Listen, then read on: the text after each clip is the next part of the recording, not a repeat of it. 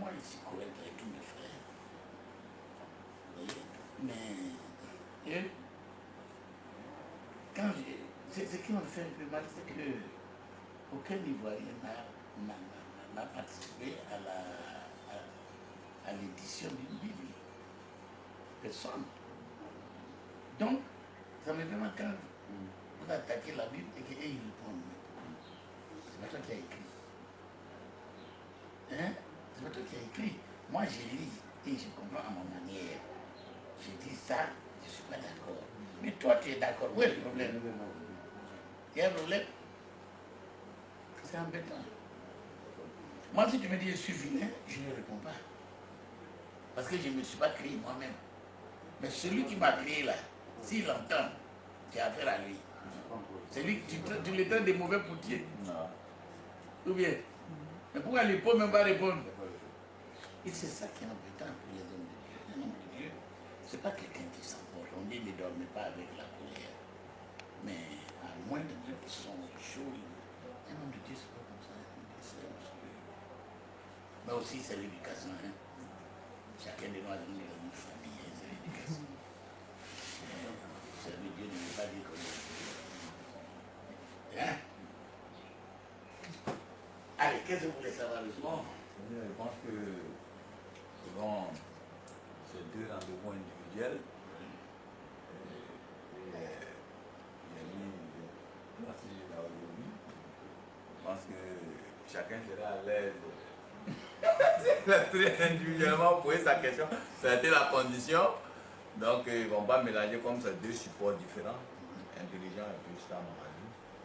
Parce que voilà, le Jean-François veut être seul à poser toutes ces questions. Ange aussi pareillement. Donc voilà un peu la petite doléance faite par les uns et les autres. Oui. Voilà, comme ce n'est pas la même ligne éditoriale, voilà, pour qu'il soit plus à l'aise à poser la question. Je pense que Jean-François, c'est l'aîné, c'est mieux vous servir, mais voilà, C'est mon fils. Depuis Diego Bailly, parce qu'on a pris les grands journalistes sont passés par ici. Et je leur ai demandé de poser toutes les questions en même temps. Vous voyez. Mais avant, il voulait vous faire. Il a connu l'interview de l'élément. Il voulait vous faire écouter ce que vous êtes vous servir. Il ne pas le dire de tout ça.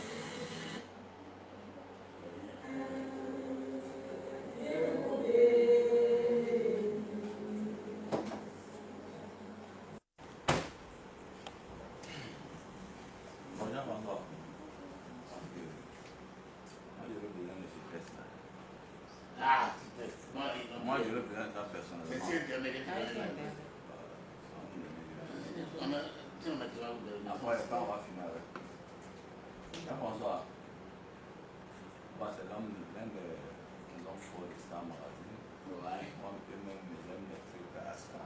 Je lis toujours. Je lis toujours. Hier même j'ai acheté. Voilà, donc, Jean-François.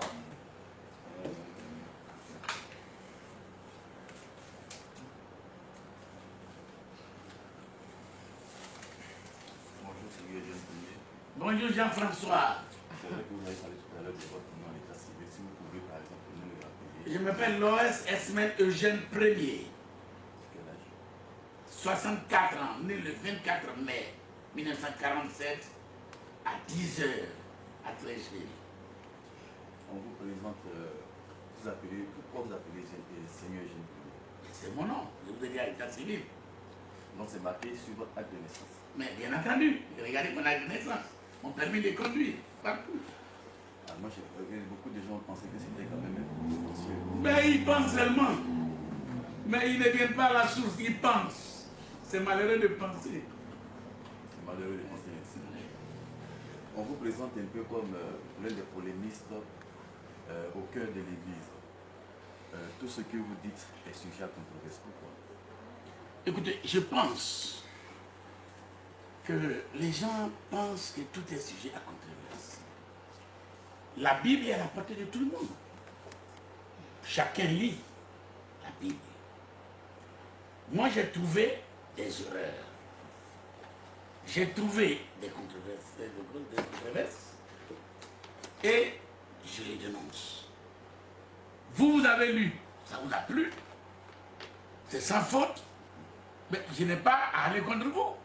C'est votre opinion. Et je sais aussi qu'aucun Ivoirien n'a participé à la confection de la Bible. Donc pourquoi ils doivent se plaindre? Je dis ce que je pense. Et aussi, savent ce qu'ils pensent.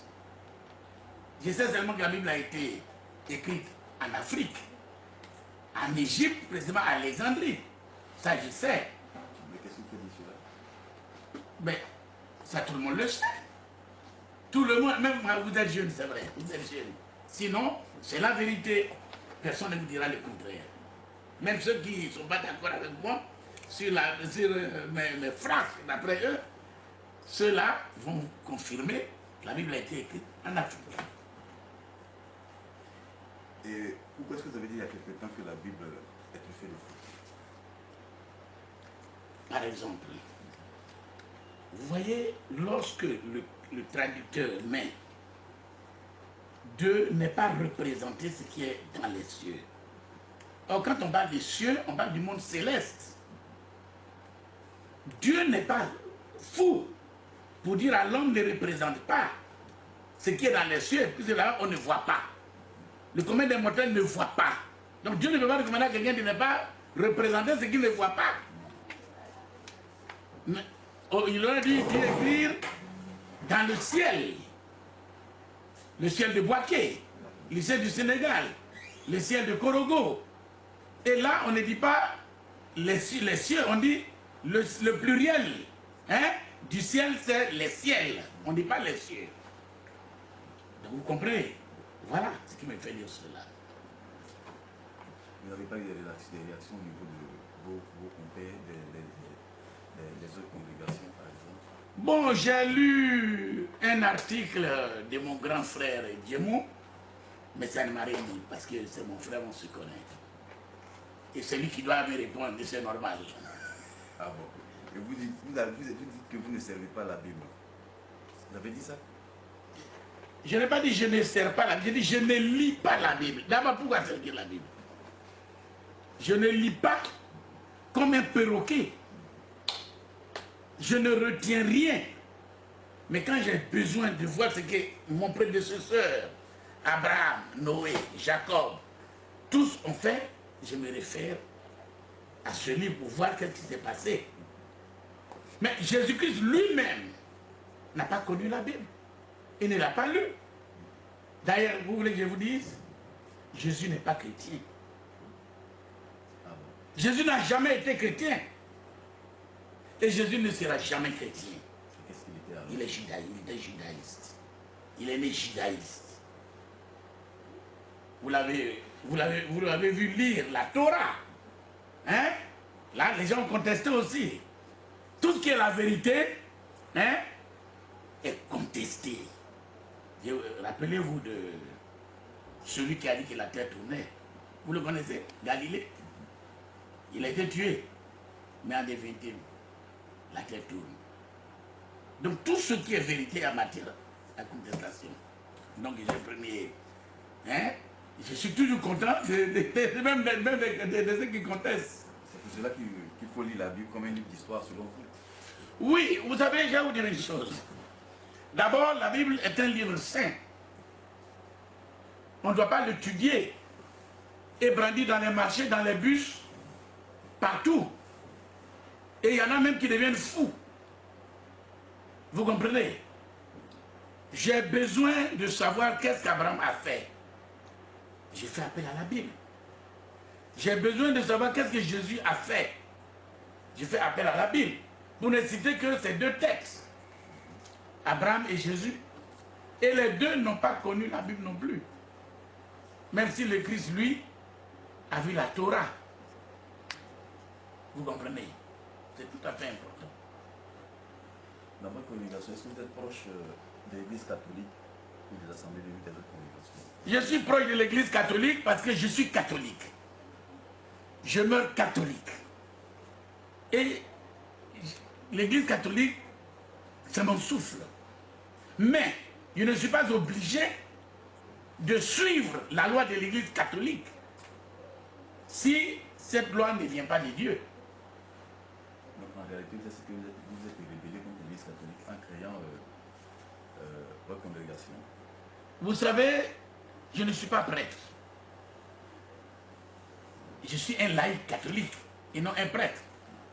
Donc je ne me suis pas rébellé contre l'Église catholique.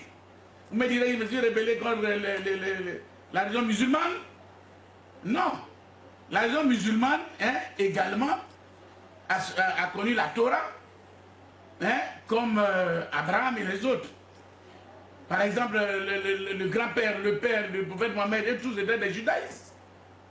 Parce qu'avant le christianisme et la religion musulmane, il n'y avait que le judaïsme.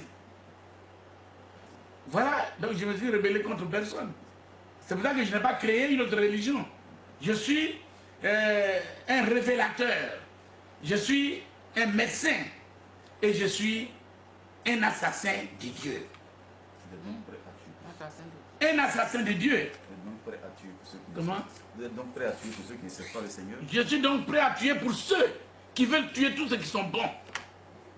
Mon combat est contre tous ceux qui sont mauvais et qui veulent arrêter l'évolution des hommes bien. Mon combat, c'est celui-là. Parce que l'homme de Dieu n'a aucun droit de tuer celui qui est bon. Parce que quand on vous prend et qu'on travaille sur vous, on vous exhorte, on vous parle de Dieu, et qu'on sent que vous ne pouvez pas changer, vous restez du côté du démon, et que votre travail c'est de détruire ceux qui évoluent, alors je vous élimine. Pour que l'autre évolue. La Bible n'a-t-il pas dit? La Bible, que vous restez comme des perroquets là, n'a pas dit que Jésus est venu pour arracher les mauvaises herbes, pour que les bons évoluent. C'est ma conception. La montre que vous utilisez, c'est en or ou en diamant? C'est en diamant. On vous présente un peu comme un homme de Dieu bling bling. Vous êtes dans un appareil. Ben écoutez, à 21 ans déjà, j'étais PDG, directeur. 28 ans, j'étais candidat maire. Vous comprenez? Et pendant que vous voyez, il vivait, c'est moi qui ai construit la maison de Darbou pour l'ancien président de l'Assemblée nationale du Dahomey, à coût de millions. Vous comprenez que j'ai connu l'argent, Dieu a préparé ma vie avant de m'appeler. Alors je ne peux pas, moi, pendant que j'ai les moyens, porter des haillons. Vous avez donc accepté d'être un homme de Dieu bling bling? Oui, je suis cool. Un homme de Dieu cool. Voilà. Ah bon. Un homme de Dieu cool.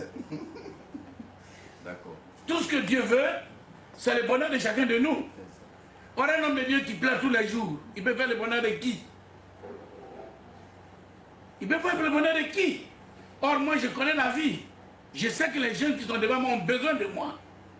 Et je leur montre qu'il faut bien s'habiller, il faut être propre pour avoir le moral. Quelqu'un qui est sale ne peut jamais penser du bien de toi. Un homme de Dieu qui n'a rien, qui traîne des tapettes déchirées, ne peut jamais penser du bien de toi. D'abord, dès que ta voiture passe, il dit voilà le voleur qui passe. Parce qu'il ne sait pas comment gagner ta voiture. Jésus pourtant était tellement simple. Ah non, ça c'est ce que vous dites. Jésus a multiplié du pain, du poisson, et a donné à manger au peuple. Il a dit à Zéra, le patron de l'église de Jérusalem, il lui a dit, moi et mon père, nous sommes un et un seul. Vous êtes des sépulcres blanchis. Il n'a pas été un homme simple, il était un homme. Il a été le premier à avoir la première limousine de l'époque. Là, non, il est monté dessus. À cette époque, ça équivaut à une limousine, à une Mercedes. Aujourd'hui, vous avez dit, quand on assistait à votre interview télévisée tout à l'heure, que vous étiez un multimilliardaire. Comment est-ce que vous avez tout fait pour vous amener? Vous savez, vous pouvez demander des renseignements depuis mon village. C'est ça le plus important. Il faut d'abord aller au village. Jusqu'à Abidjan. Je suis le seul héritier de mon père, le seul héritier de ma mère, le seul héritier de toute ma grande famille. Si vous voulez des plantations, je peux vous en donner. Quelqu'un qui a été DG. Quelqu'un qui a été... Oui, mon fils. Quelqu'un qui a été DG, PDG, directeur régional, quelqu'un qui a été maire, En 80, ils dépensaient 70 millions. C'est pas donné à n'importe qui. Ils avaient 28 ans à cette époque. On m'a dit, j'ai appris aussi que vous avez fait la prison à l'époque, c'est vrai? Non, non, tu n'as pas appris, mais effectivement, c'est vrai. Qu'est-ce qu'il a fait? Qu'est-ce qui vous a amené? Ce qui m'a amené, c'est toujours vous, les jaloux. Alexis Thierry Lébé a donné l'ordre qu'on m'arrête tout simplement parce que j'ai refusé. Moi, je ne fais pas partie des jaloux. Non. Parce que j'avais refusé hein, d'épargner une maison qui ne méritait pas d'être épargnée. Si c'est les ingénieurs d'aujourd'hui, ils allaient laisser tomber parce qu'on lui a offert 25 millions. Mais moi, j'ai refusé. Et il a accepté 50 millions. Et j'ai cassé la maison. Et à l'époque, qu'est-ce qu'elle était votre fonction? Comment? La fonction que vous occupez, je veux dire, à l'époque. J'ai été directeur PDG. Voilà. Allez-y. Voilà. Et donc... Ingénieur des travaux publics, à l'époque, elle était là. Ingénieur des travaux publics, ça vous le savez, ça. Ingénieur des travaux publics. Vous savez, Ladi Youssouf, qui est mon juge d'instruction, est là. Vous pouvez aller le voir. Enquêtez sur moi. Il est là. Tiakoné est encore vivant. Allez-y le voir. C'est lui qui avait mes dossiers.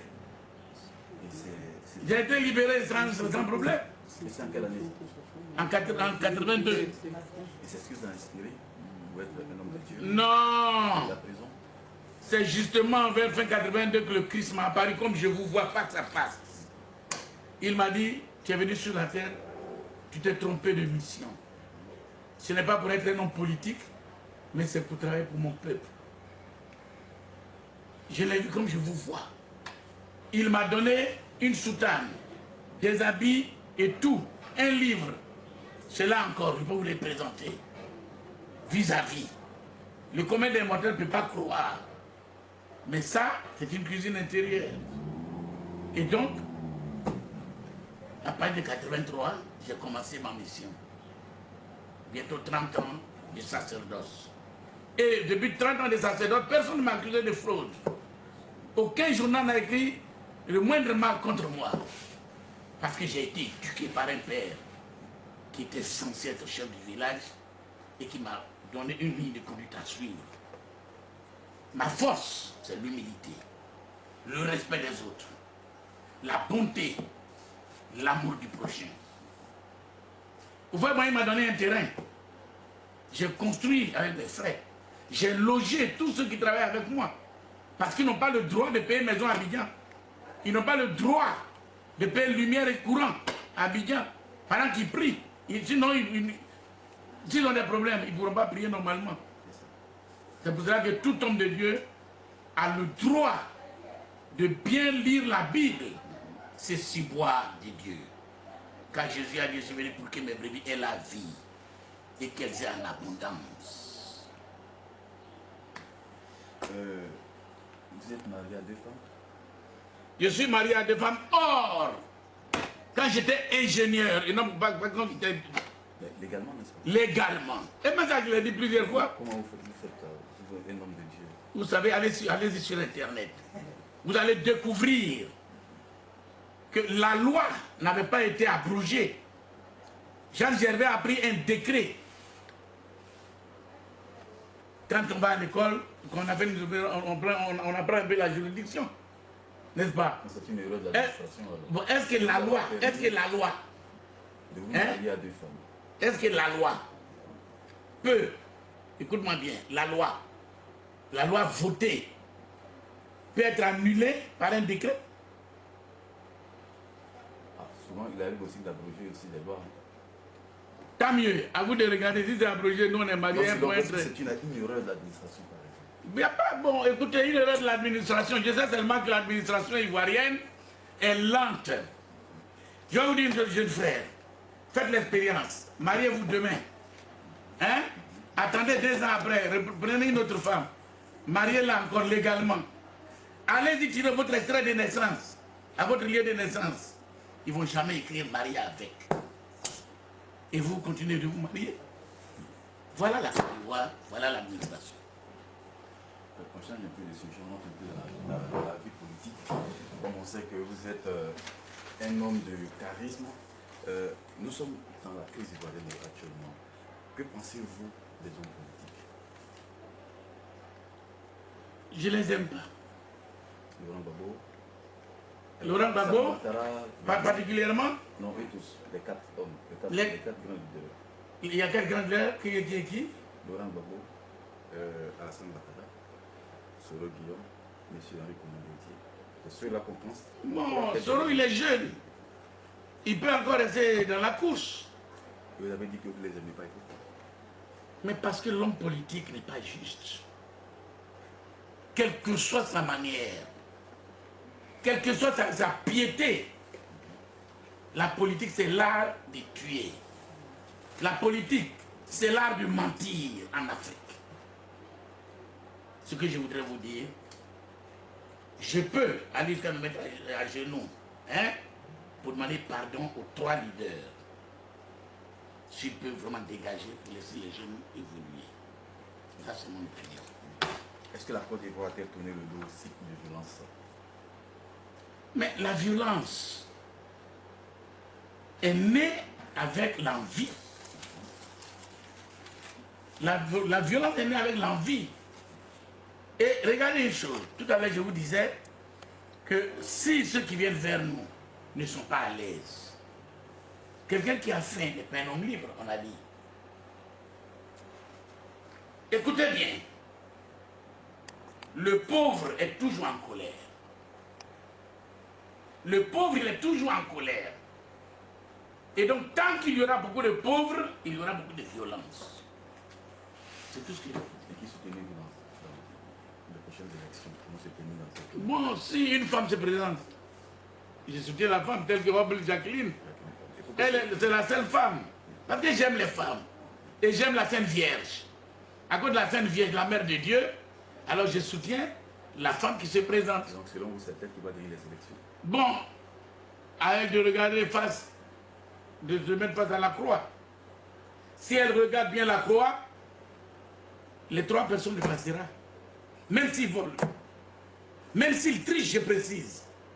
Même s'ils trichent, personne ne passera. Si Oble regarde la croix. Si Oble suit la croix, les 3 ne passeront pas. Mais écoutez, c'est Dieu qui donne le pouvoir. C'est Dieu qui donne le pouvoir. Or, les 3 n'arrivent pas à s'entendre. La haine empêche la prière d'être exaucée. La haine empêche la prière d'être exaucée.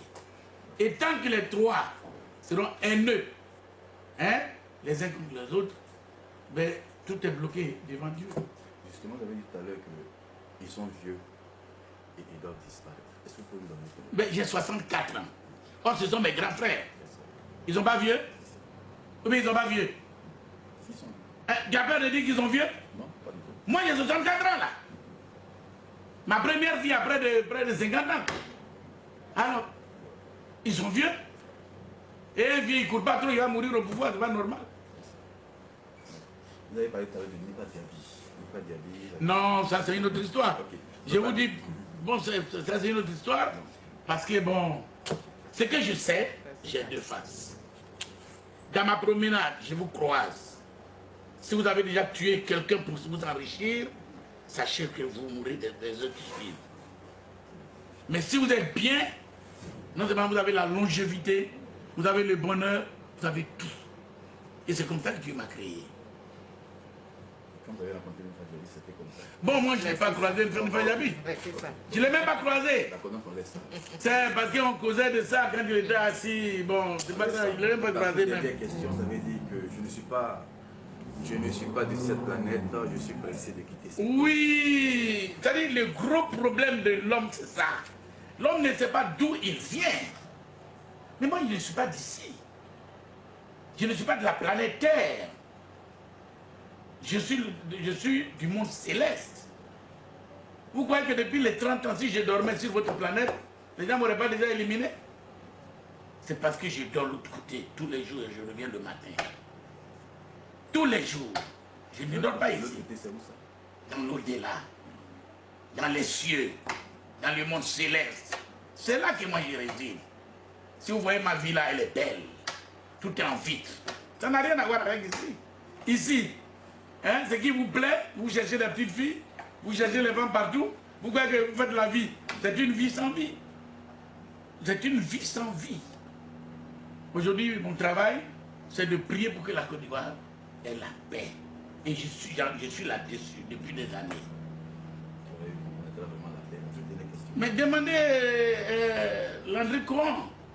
Quand il est allé m'interviewer à l'hôtel Ivoire, quand la guerre a déclenché, je lui ai dit, la guerre ne dépassera pas Notre-Dame de la paix. C'est-à-dire, sans que l'amant des cieux est arrêté là, personne ne peut la dépasser pour venir faire la guerre. Mais écoute, la Côte d'Ivoire n'a jamais connu la guerre. La Côte d'Ivoire n'a jamais connu la guerre. Les gens se sont fabriqués des petits palats pour manger sur le dos des pauvres, c'est tout. Sinon, il n'y a jamais eu de guerre. La preuve, pour des petits papiers, on repousse. On repousse. Alors, tout ça, c'est pas semblant de construire d'autres immeubles, c'est tout. Merci beaucoup. Merci, mon camarade.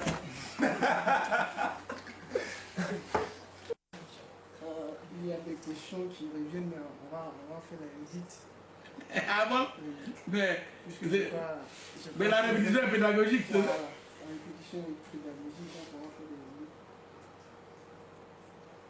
Bon, je peux formuler autrement. Pas de problème. Comme ça, vous ne vous rejoignez pas. Bonjour, monseigneur. Bonjour, Ange. Eugène Ier, pourquoi Eugène Ier? Je suis né sous le pontificat de Gilles Pacini, donc de Papitou. Mais encore, je vais vous dire que depuis que je suis entré à l'école, en 1958, j'ai toujours été premier. J'ai mes frères d'école qui sont là. Mon maître s'appelle Braga Djebi Gilbert. Il est encore là. Oh, est-ce qu'on l'a enterré? Vous comprenez? Et j'étais toujours premier, juste au collège. Premier jusqu'à l'université, j'ai fait Angoulême. Je suis ressorti premier et major de ma promotion. Aujourd'hui, ma fille, ma dernière, est rentrée à l'école américaine. Elle est toujours première. Jusqu'à aujourd'hui, elle est en Amérique, elle est toujours première de sa promotion. Tel père, tel fils. Alors, à côté de ça, j'ai été le premier, parmi toute ma catégorie du village, à acheter une voiture personnelle. J'ai été le premier à acheter des fauteuils 8 cartons pour mon père. J'ai été le premier à acheter des cars et des bâchets pour mon père.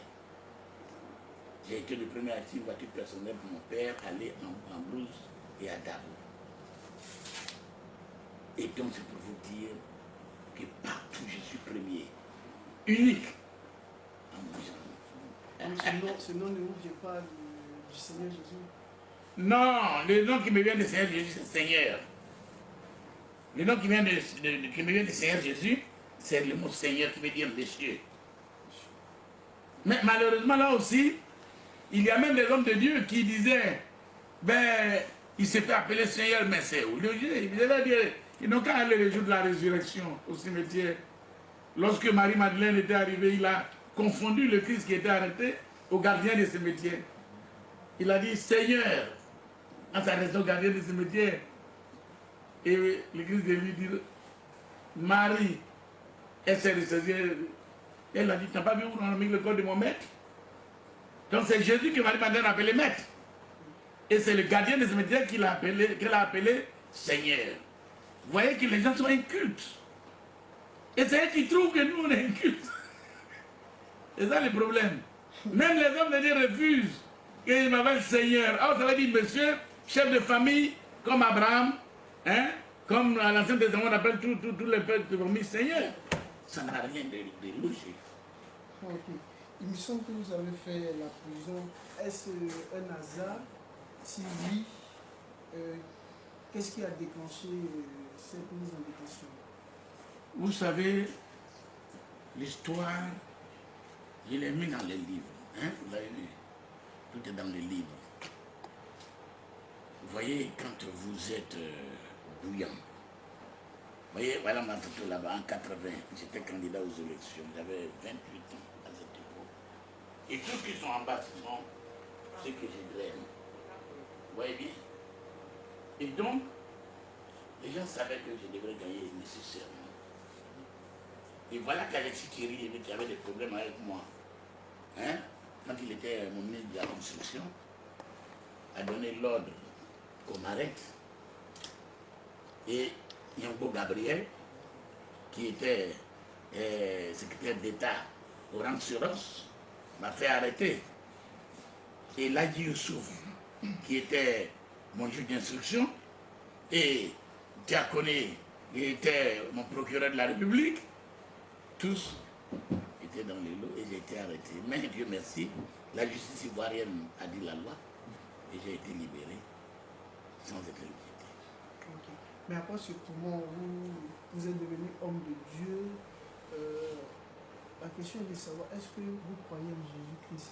Et si oui, pourquoi vous critiquez la Bible? Je ne crois pas en Jésus-Christ, mais Jésus-Christ est en moi. Je ne crois pas en lui, mais il est en moi. Je me fais comprendre? C'est-à-dire tout mon être est Jésus-Christ. Croire et avoir foi, ça fait deux choses. Vous n'avez pas foi en Jésus-Christ? J'ai justement la foi en Jésus-Christ. Vous pouvez croire en lui, parce que vous commencez à entendre parler de lui. Avoir la foi, c'est avoir confiance, c'est-à-dire avoir confiance en quelque chose qu'on ne voit pas, d'intangible. C'est la folie. Je suis un fou de Jésus-Christ, c'est tout. Je suis Jésus moi-même. Mais un fou de Jésus qui critique la Bible. Ah! Jésus ne connaît pas la Bible. Écoutez-moi bien. Mon petit, Jésus ne connaît pas la Bible. Il n'a jamais vu la couleur de la Bible. Jésus n'a jamais créé la Bible. Jésus n'a jamais touché la Bible. D'ailleurs, écoutez-moi, je vais vous dire une chose. Vous êtes journaliste? Je dis, vous êtes journaliste? Quand on dit, qu'est-ce qui se passe dehors? On dit, ah, selon telle personne, il y a la bagarre. Mais quand on dit selon, c'est-à-dire lui-même qui te dit là n'est pas sûr. Il paraît que. Ou bien pas comme ça. Donc quand la Bible dit, évangile selon Matthieu, lui-même qui dit là, il paraît que Matthieu a dit que. Il n'y a pas de doute. Évangile selon Saint Marc. Quand on dit évangile Saint Marc, ça marche. Évangile Saint Jean, ça marche. Mais quand on dit selon, ça dit que celui qui rapporte dit que. C'est pas moi qui dis, mais il paraît que. Il y a doute. Vous êtes journaliste quand même. Vous comprenez le français quand même. Voilà. Et puis je vais vous dire une chose.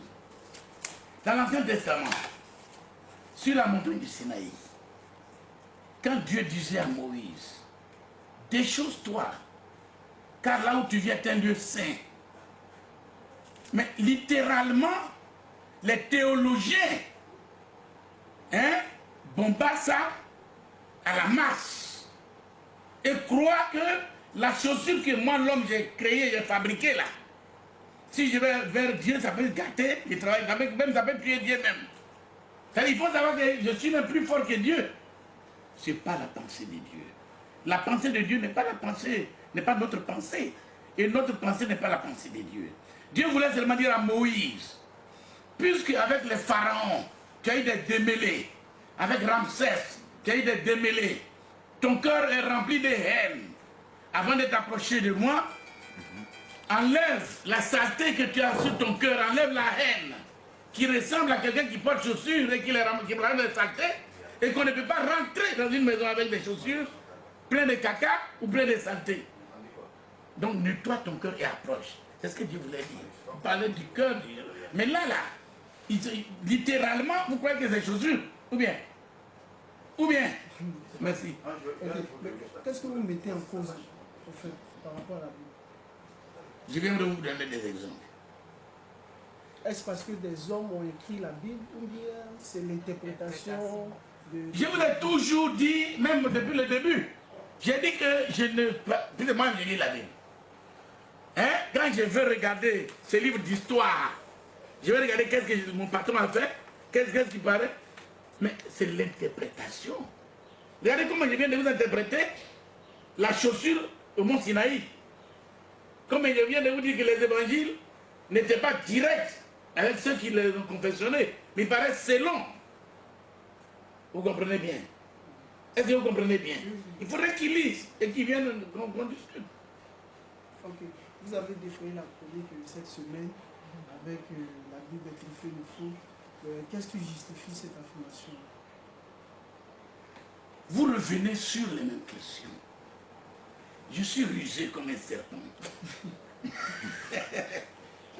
Ce qui justifie cette affirmation est que, par exemple, l'Église catholique adore la Vierge. Enfin, vénère la Vierge, moi je l'adore. Vous voyez la différence entre mon père et moi? Mon père vénère la Vierge et moi j'adore la Vierge. Mais, les petites églises ont profité de ce que le traducteur s'est trompé sur le mot cieux et ciel pour dire aux adeptes que l'Église catholique présente des statues. Or, Dieu a dit de ne pas présenter des statues. Et l'Église se vidait à cause de ça. Malheureusement, aucun homme de Dieu catholique ne s'est levé pour expliquer que c'est faux, c'est pas comme ça que ça se passe. Je suis catholique aujourd'hui, c'est mon devoir d'expliquer. Donc voilà. Ça fait que l'Église se vide pour des petits versets, pour des petits versets, hein, on convainc les variciens. Le journal Le Quotidien. Alors, Monseigneur, récemment, vous avez accordé une conférence de presse à la presse nationale, à l'ensemble de la presse nationale, sur la Vierge Marie. Alors, est-ce qu'on pourrait savoir un peu pourquoi l'opportunité de cette rencontre? Depuis un moment, vous êtes muet. Qu'est-ce qui s'est passé? Non, depuis un moment, j'étais muet parce que moi, je ne parle que par le Christ.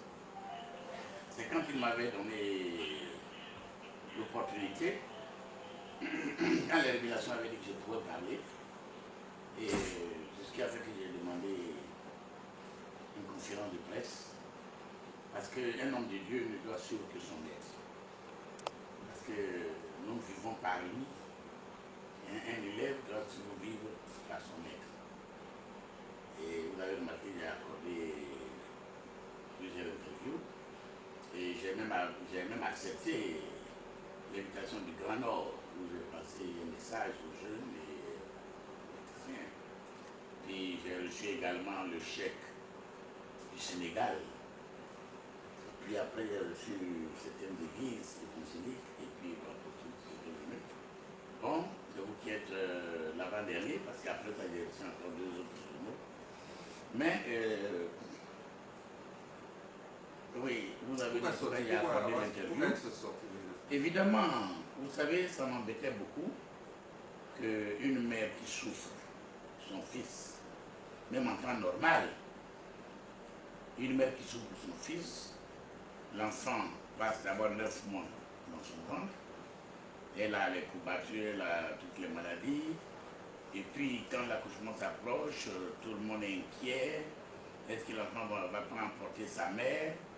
Et puis Dieu merci, la maman accouche, quand elle accouche, c'est elle qui a la garde de l'enfant.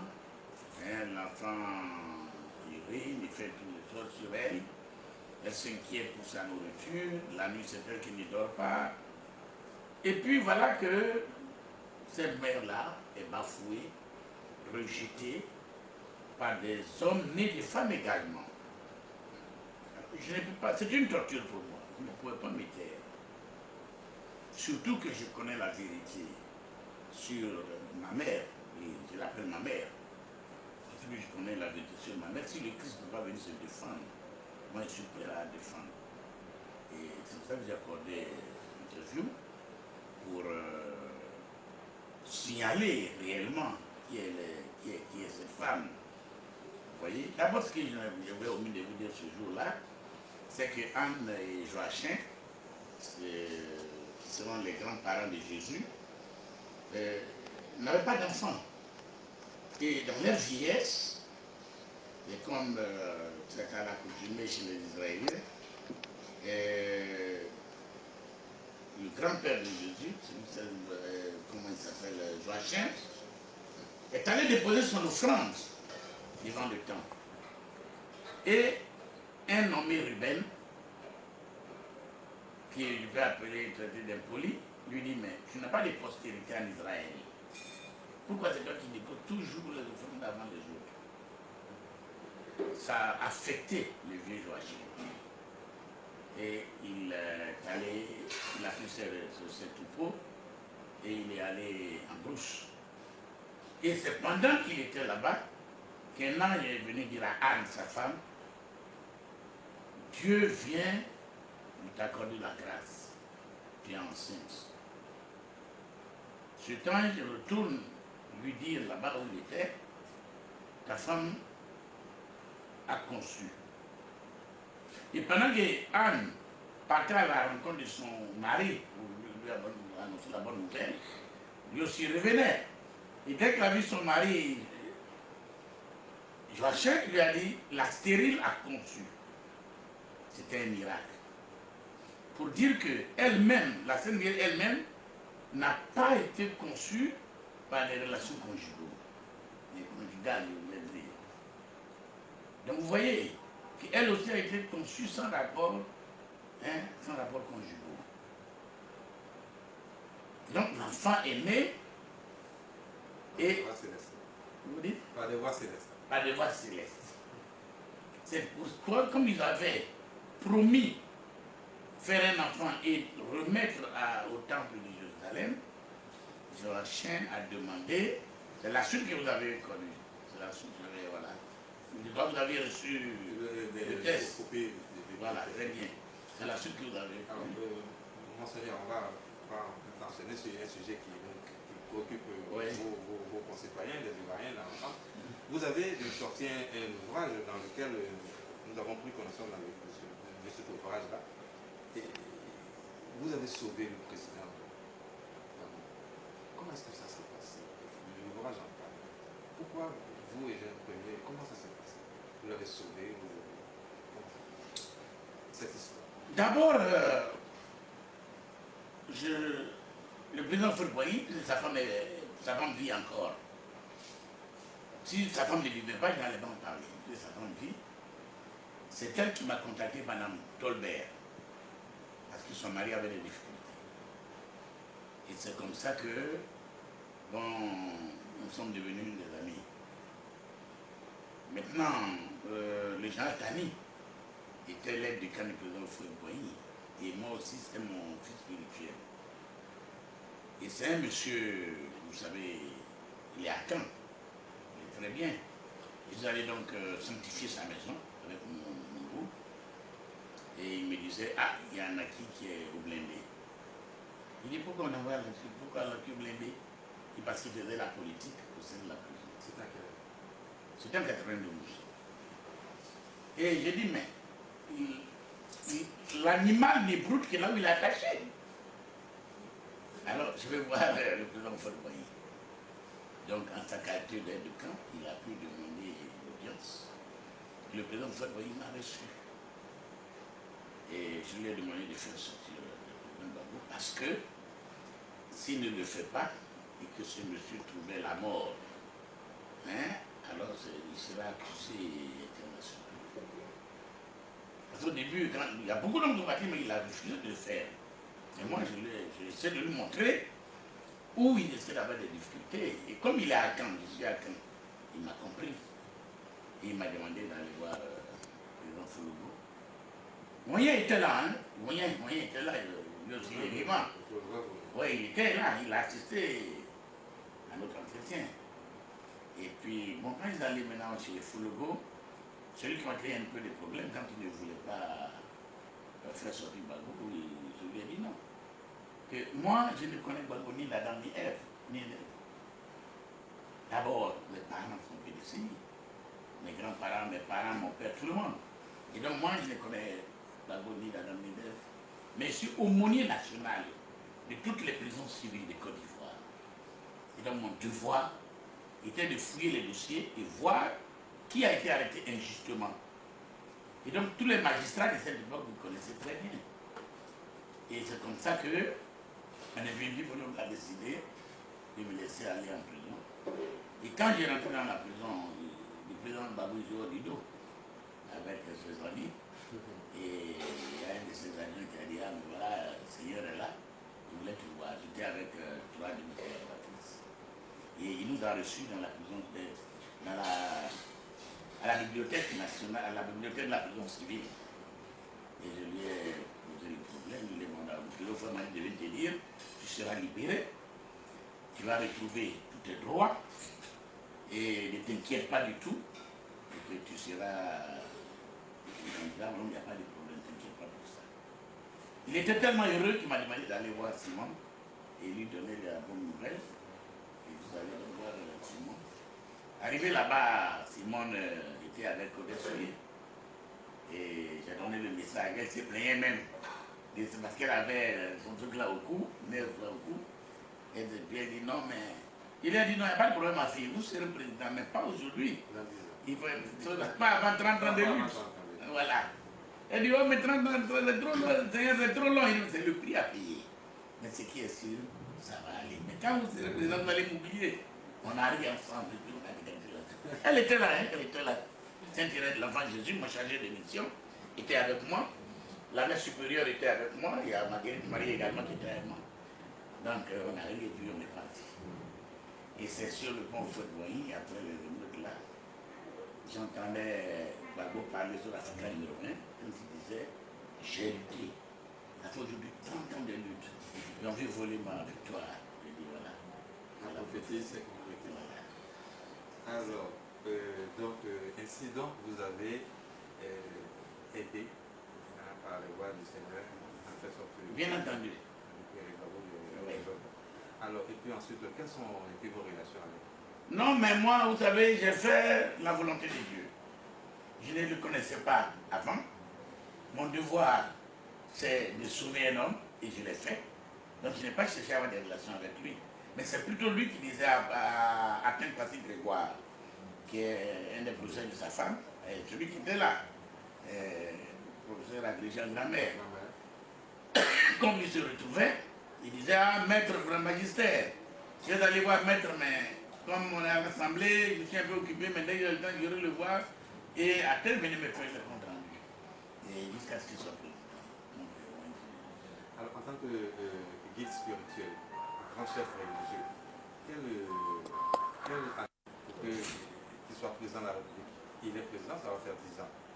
Alors, qu'est-ce que vous en pensez de sa gestion d'État? Bon, vous savez, ce que les gens ne savent pas, c'est que Gbagbo et moi, nous sommes sur la même planète. Ça, les gens ne savent pas. Il a commis de grosses erreurs. Parce qu'en fait, la planète sur laquelle il venait, c'était recommandé qu'il devait être le seul à bord. Il devait prendre des décisions tout seul, sans le conseil de personne. Or, il s'est fait entourer des gens qui ne maîtrisent pas. Donc, aujourd'hui, s'il constate sa gestion un peu calamiteuse, c'est parce qu'il n'a pas trop regardé son étoile. Vous voyez? Et je vais vous révéler une chose. C'est pas la première fois que je le sauve. Je l'ai retrouvé dans l'au-delà aussi. Je l'ai retrouvé dans l'au-delà. Et j'ai dit ça à tout mon entourage. Et le chauffeur de ce camion qui devait l'écraser là-bas, c'était l'ancien député de Koumassi. Et j'ai attrapé son main, j'ai tiré la moto pour passer. Et puis bon, je lui ai dit bon qu'il faut partir. Mais après, les patrons sont venus voir sa gestion. C'était vraiment difficile. C'est moi qui pleurais. Et j'ai dit au patron, non mais accordez-lui encore une chance, il n'y a pas de problème. Donc nous, les hommes de Dieu là, enfin personnellement, moi qui suis par le patron, je ne regarde pas, je regarde le comportement avec c'est pas un homme qui est venu du côté de Satan. Ça, je le révèle. C'est un homme qui est venu de notre planète. Mais malheureusement, il a perdu de vue sa personnalité spirituelle. Sinon, c'est pas comme ça qu'il allait travailler. Alors, Seigneur le jeune premier, on va toujours, peut-être la dernière question sur l'aspect politique. Les élections, c'est dans un terme sur le 31. Vous avez prédit dans votre livre toutes les grandes dates de l'histoire de la Côte d'Ivoire. Ça, je l'ai lu, vraiment, vous l'avez prédit jusqu'à la libération du président Gbagbo, le 31 août. Qu'est-ce que vous pensez? Vous savez, le problème est que les hommes et Dieu n'ont pas les mêmes pensées. Et les pensées des hommes ne sont pas les pensées de Dieu. Les voix du Seigneur sont personnelles. Voilà. Mais vous savez, Dieu nous a créés libres. Et il nous dit de choisir le bien et le mal. S'ils veulent aller aux élections, Dieu ne va pas contre. Parce qu'il n'impose rien à personne. C'est eux qui ont fixé la date. Dieu, il pourrait que Dieu mette un veto sur ces dates. Mais si Dieu m'avait révélé à moi que le 31 il va y avoir une élection, alors je vous dirai tout de suite. Il n'a pas encore eu cette révélation. Non, je n'ai pas eu la révélation. Donc, parce que tout le monde attend, hein, tout le monde attend que ça vienne de vous. Alors, moi, Seigneur, vous êtes catholique, chrétien. Vous avez deux épouses et vous ne vous en cachez pas. J'allais même dire que vous ne vous gênez. Ça ne va pas contre votre foi, ça ne va pas contre vous. Est-ce que ça vous considérez que c'est catholique comme on dit? Vous savez, les gens ignorent beaucoup de choses dans la vie. C'est vrai que ma première épouse m'a été donnée par les prêtres eux-mêmes. Mais il y a des choses que je ne vais pas bousculer. Voyez-vous, il y a des choses que je ne vais pas bousculer. Et mon père spirituel est l'abbé Eboy Marcel. Monseigneur Coty fut, à cette époque, le curé de la paroisse Sainte la très ville là. Non. Notre-Dame d'Afrique, où mon épouse, mon première épouse, était également une religieuse catholique. Vous voyez? Donc, il y a des choses qu'on est obligé d'accepter par la volonté de Dieu. Et mes épouses, c'est la volonté de Dieu. C'est pourquoi je ne les ai pas pris pendant que je suis en fonction ici. Mais je les ai pris quand j'étais ingénieur des travaux publics. Et la première principalement, l'abbé Boy Marcel, il est encore vivant, il a gagné, je crois. Il peut vous confirmer cela. Vous voyez? Et moi, tout ce que je fais, il n'y a pas de... rien de... Et même le père Vénas Ouman a demandé que je me marie à l'église avec ma première épouse. Je lui ai dit, je peux tromper les hommes, mais je ne veux pas tromper Dieu. Parce que si je me marie avec elle, et qu'après on se sépare, Dieu me fera voir toutes les problèmes parce que je l'ai trompé. Par contre, je peux tromper les hommes en allant à la mairie, avec les deux. Et là, il n'y a pas de problème. L'homme ne peut rien me faire. Mais Dieu, lui, c'est un peu dangereux. Alors, je n'étais pas encore homme de Dieu, j'ai raisonné comme ça.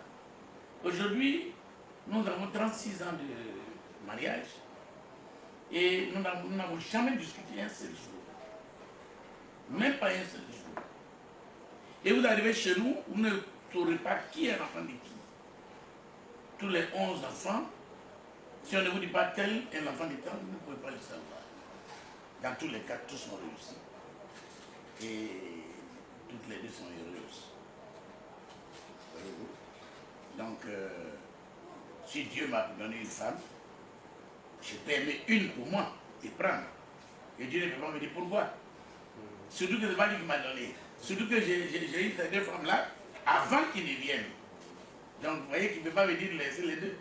Vous voyez? Alors, au sein de votre communauté, on a remarqué tous vos disciples proches, Sainte Anne, Sainte Marie, Sainte Thérèse de l'Enfant Jésus, vous les béatifiez, vous les canonisez, comment ça se passe pour qu'elles soient... Non, ce ne sont pas des canons, nous n'avons pas des canons.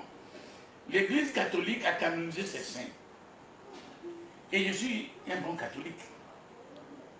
Et pendant que tous rejettent les saints, moi je permets à tous les saints de venir travailler avec nous. Donc Sainte Thérèse de l'Enfant Jésus, on l'invoque. Et il vient nous aider à travailler. Sainte Fautine. Hein? Voilà, Saint Michel Archange. Bon, tous les saints sont mes amis, sont mes frères. Et c'est grâce à eux d'ailleurs que je vais très loin depuis 30 ans, bientôt 30 ans. Mon travail de guérison marche normalement. Et tous ceux qui sont autour de moi, je peux vous faire un bilan général. Parmi mes apôtres, je n'ai perdu aucun. Et les 2 ou 3 qui sont partis, c'est totalement de leur faute. Parce qu'on ne trompe pas Dieu. Si moi j'avais fait ce qu'il avait fait, je serais parti également. Vous voyez? Vous guérissez. Vos dons de guérison. Sont-ils naturels? Sont-ils surnaturels? C'est surnaturel. Je suis né avec. Et le Christ, quand il est venu me faire savoir que je suis gynécologue, en réalité, et que je devrais laisser la politique et faire son travail, j'ai accepté. J'ai fait tellement bien son travail qu'au lieu d'avoir le don de guérison, il m'a octroyé les dons de guérison. Vous voyez? Voilà. C'est différent. C'est différent. Ça veut dire quoi? Ça veut dire que je pourrais m'occuper que de la gynécologie seulement. Être spécialiste dans la gynécologie seulement, comme je l'ai fait dans l'au-delà. Vous voyez?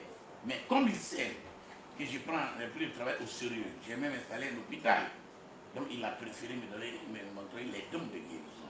Ce qui fait qu'il est obligé, même si vous êtes dans le coma, de venir vous guérir.